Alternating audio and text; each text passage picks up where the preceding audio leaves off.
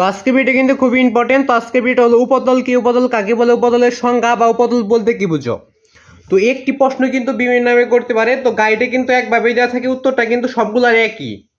তো এই প্রশ্ন কতভাবে করতে পারে সেটাকে বলে দিচ্ছি যে এখানে প্রশ্ন লেখা আছে উপদল কি, এখানে প্রশ্ন করতে পারে, তো উত্তরটা কিন্তু একই। তো এটা কতভাবে হইতে পারে আমি সেটাকে বলে দিচ্ছি। তো উপদল কি লেখা আছে, উপদল কাকে বলে বলতে পারে প্রশ্নে, উপদল কাকে বলা হয় প্রশ্নে বলতে পারে, উপদল বলতে কি বোঝায় এটা বলতে পারে, উপদলের সংজ্ঞা দাও এরকম ভাবে বলতে পারে, উপদলের পরিচয় দাও, উপদলের একটা বাক্য লিখো, উপদলের একটা উদাহরণ দাও। তো তোমাদের কাছে জানতে চাইছে উপদলের একটা পরিচয় বা ওইটা সম্পর্কে, ওটা মূল যে জিনিসটা রয়েছে ওই সম্পর্কে কিছু লিখতে বলছে, ওটার পরিচয়টা দিতে বলছে এক কথায়। তো ওটা আজকে বলে দেবো। তো এর আগে তোমরা চ্যানেল নতুন হয়ে থাকলে চ্যানেলটা সাবস্ক্রাইব করবে, পাশে বেল আইকন অল সেট করে রাখবে, ভিডিও দেখে লাইক করে দেবে, চ্যানেলটা অবশ্যই সাবস্ক্রাইব করবে। এবং যদি আরো কোনো প্রশ্নের উত্তর তোমাদের সরাসরি গাইড থেকে লাগে তো ওই প্রশ্নটা তোমরা লিখে গেলে আমি অবশ্যই ওইটা দিয়ে দেওয়ার চেষ্টা করব। চাইলে তোমরা কমেন্টে বলে দিতে পারো, তাহলে আমি অবশ্যই বলে দেবো। তো আজকে ভিডিওটা শুধু উপদল কাকে বলে, বলতে কি বলতে সংজ্ঞা। তো চ্যানেল নতুন হয়ে থাকলে চ্যানেলটা সাবস্ক্রাইব করে আর প্রতিটা প্রশ্ন সরাসরি গাইড থেকে দিতে চ্যানেলটা সাবস্ক্রাইব করবে।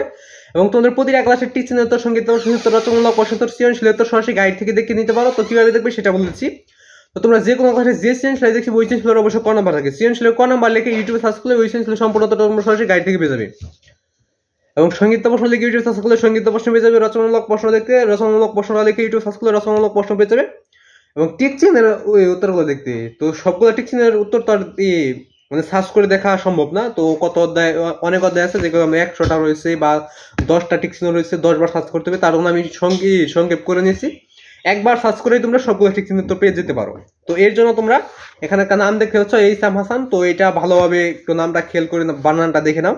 তো তোমরা যে কোনো ক্লাসে যে সিনটা দেখতে পাবে, যে অধ্যায় টিচিং দেখতে পাবে ওদের প্রথম টিচিং মানে 1 নাম্বার টিচিং এর প্রশ্ন লেখার পর এইসাম হাসান লিখে ইউটিউবে সার্চ করলে ওদের সবগুলো টিচিং উত্তর তোমরা সরাসরি গাইড থেকে উত্তর পেয়ে যাবে। তাহলে তোমরা সরাসরি গাইড থেকে উত্তরটা দেখে নিতে পারো।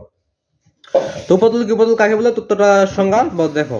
কোন রাজনৈতিক দলের মধ্যে যখন কিছু সদস্য দলীয় নীতি ও কর্মসূচির বিশেষ ক্ষেত্রে দ্বিমত পোষণ করে কিংবা সাধারণ স্বার্থের কথা ভুলে গিয়ে ক্ষুদ্র ব্যক্তি স্বার্থ উদ্ধারে ঐক্যবদ্ধ হয় তখন তাকে উপদল বলে। তো এখান থেকে ভিডিওটা স্ক্রিনশট দিয়ে নিতে পারো এখান থেকে, বা ভিডিওটা থামিয়ে তোমরা লিখে নাও।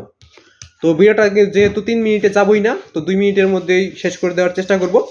তো আমি আরেকবার বলেছি, দেখো কোন রাজনৈতিক দলের মধ্যে যখন কিছু সদস্য দলীয় নীতি ও কর্মসূচির বিশেষ ক্ষেত্রে দ্বিমত পোষণ করে কিংবা সাধারণ স্বার্থের কথা ভুলে গিয়ে ক্ষুদ্র ব্যক্তি স্বার্থ উদ্ধারে ঐক্যবদ্ধ হয় তখন তাকে উপদল বলে। আজকে ভিডিও লাগলে চ্যানেলটা সাবস্ক্রাইব করবে আর প্রতিটা প্রশ্ন সরাসরি গাইড থেকে দেখতে চ্যানেলটা সাবস্ক্রাইব করে রাখবে। তো আজকের ভিডিও এ পর্যন্ত। তো এখান থেকে একটি স্ক্রিনশট নিয়েছি। তো আজকে